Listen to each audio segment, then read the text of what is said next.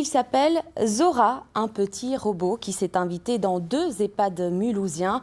Aux côtés d'un ergothérapeute, il va animer des séances d'activité physique.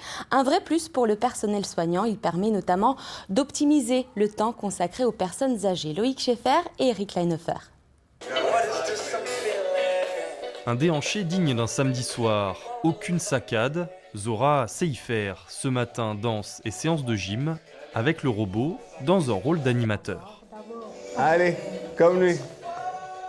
De quoi libérer du temps à l'ergothérapeute. Plus grand les mouvements.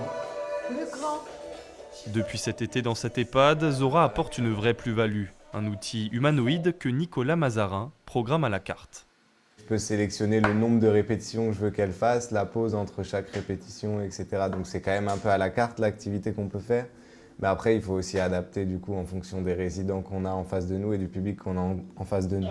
Un public justement d'abord dubitatif avant de devenir complètement accro. Ça nous aide beaucoup à bouger, à remuer.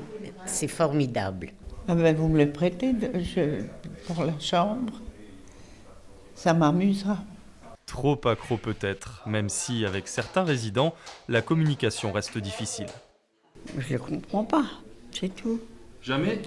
De temps en temps, il m'arrive de suivre un tout petit peu, mais sans Nicolas, je ne pourrais pas. Et ça tombe bien, car le personnel a d'abord considéré Zora comme de la concurrence. La direction préfère parler de complémentarité. Les personnes les plus dépendantes, ceux qui sont en difficulté dans l'atelier, bénéficient de l'intervention individuelle de l'ergothérapeute. On n'est pas encore dans les films de science-fiction où le robot fait l'animation seul de A à Z. Il a été programmé par l'ergothérapeute et il permet à l'ergothérapeute pendant l'atelier de se consacrer aux plus dépendants. Un robot à 10 000 € financé par des subventions et dont l'utilisation tend à se généraliser. De plus en plus de services de pédiatrie commencent aussi à s'équiper avec ce type de robot qui, on l'a compris, rendent également les enfants plus attentifs. C'est vrai que quand Zora parle, on l'écoute. D'ailleurs, elle a un petit message à vous faire passer. Trop cool d'être passé sur France 3 Alsace. Bonne soirée.